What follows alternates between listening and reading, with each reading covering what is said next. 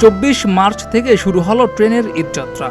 এদিন সকাল 6টা থেকে ঢাকার কমলাপুর রেলওয়ে স্টেশন হতে রাজশাহীগামী ধূমকেতু এক্সপ্রেস ট্রেন ছেড়ে যাওয়ার মাধ্যমে ঈদযাত্রা শুরু হয়। সময় বাড়ার সঙ্গে সঙ্গে ভিড় বাড়তে থাকে কমলাপুর রেল স্টেশনে। সরেজমিনে দেখা যায় বেলা বাড়ার সঙ্গে সঙ্গে যাত্রীর সংখ্যা বাড়লেও টিকিটবিহীন কোনো যাত্রীকে প্ল্যাটফর্মে প্রবেশ করতে দেওয়া হচ্ছে না। তবে পূর্বের মতো টিকিট পেতে ভোগান্তিতে পড়তে হচ্ছে না সাধারণ মানুষদের।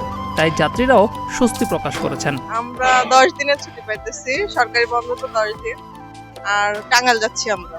এবার একটু কমই দেখতেছি, সবকিছু সুযোগ সুবিধা ভালো, টিকিটও আগে আগে পাওয়া গেছে, ঝামেলা কমই দেখতেছি, ভিড় কম। না, এবার টিকিট অত সমস্যা হয় নাই, অনলাইনে ইজিভাবেই কাটতে পারছি। আজকে প্রথম তো চাপ তো একটু কম থাকবে, পরবর্তীতে হয়তো বা বাড়বে চাপ। হ্যাঁ, ভালো, এখনো ওরকম ভোগান্তি হয় নাই কোনো কিছুতে, ঠিক আছে। কমলাপুর থেকে ঈশ্বরদীতে যাব। হ্যাঁ, ঠিক আছে, তবে একটু শিডিউলটা মনে হয় অনিয়মিত। এদিকে টিকিটবিহীন যাত্রী বা কোনো অনাকাঙ্ক্ষিত লোক যাতে প্ল্যাটফর্মে প্রবেশ করতে না পারে সেজন্য কমলাপুর রেল স্টেশনে 3 স্তরের চেকিং ব্যবস্থা রয়েছে। মানুষের ঈদযাত্রা নির্বিঘ্ন করতে একই সঙ্গে স্টেশনে যাতে কোনো ধরনের অনাকাঙ্ক্ষিত ঘটনা না ঘটে সেজন্য বিশেষ নিরাপত্তা ব্যবস্থাও গ্রহণ করা হয়েছে। জিয়াউর রহমান, প্রতিদিনের বাংলাদেশ।